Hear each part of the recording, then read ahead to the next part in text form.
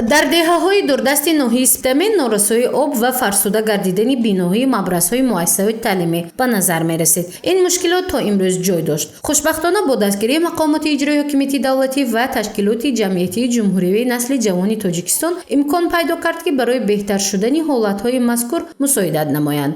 Дар ҳудуди ноҳияи Сиптамин 3 мабраз барои 10 ҷои нишаст бо ҳуҷраи гигиенӣ сохта ба истифода доданд. Маблағгузори ин корҳо 80% бо дастгирии ташкилот ва 20% волидони хонандагони муассисаҳо амалӣ карда шуд.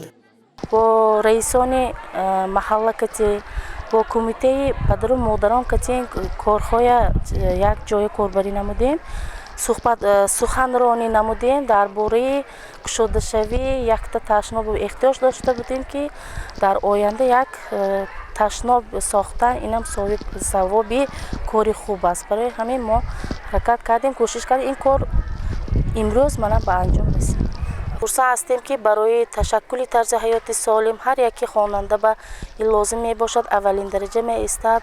ин муассисаи таълимӣ, ки дар ҳудуди деҳаи Саидқалъаи ҷамоати Истиқлол ҷойгир аст, наздик 20 сол инҷониб ба таъмири ҳуҷраи гигиенӣ эҳтиёҷ дошт ва имрӯз бо дастгирии ташкилот соҳиби он гардид. ба ҷуз ин амал ҳамчунин дар ҳудуди ноҳияи Сиптамин 2 чоҳи амудӣ сохтанд. Барои таъмин намудани хонандагон бо оби нӯшокии хушсифат аз 40 то 60 метр чуқурӣ кофтанду оби заминро шодоб ба хонандагону сокинони маҳаллиро бо он таъмин карданд.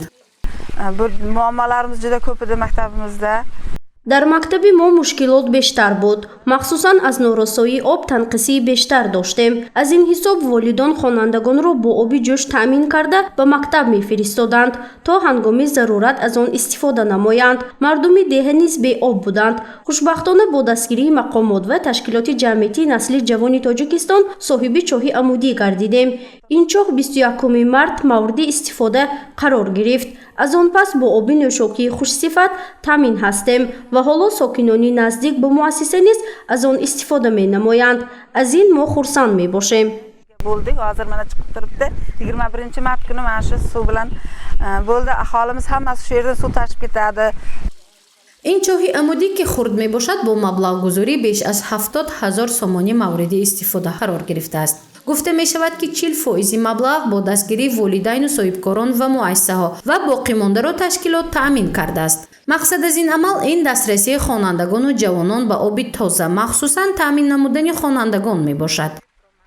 дар маҷмӯъ дар давоми соли охир ташкилот ба ғайр аз омӯзондани наврасону кӯдакон дар самти тозагӣ, гигиена, санитария, дастрасӣ ба оби тоза, тағйирёбии иқлим боз корҳои сохтмониро ба анҷом расонид. яъне дар ноҳияи Сиптамин дар 4 мактаби интихоб карда шуда тирезаҳои фарсуда шуда ба тирезаҳои замонавии пластикӣ ваз карда шуданд. дар 3 мактаб 3 ҳоҷатхонаи барои 10 ҷои нишаст бо насб намудани ҳуҷраи алоҳидаи гигиенӣ барои духтарбачагон сохта ба истифода дода шуд ва дар 2 мактаби интихоб карда шуда чоҳҳои амудии хурд барои дастрасӣ ба оби нӯшокии тоза сохта ба истифода дода шуд.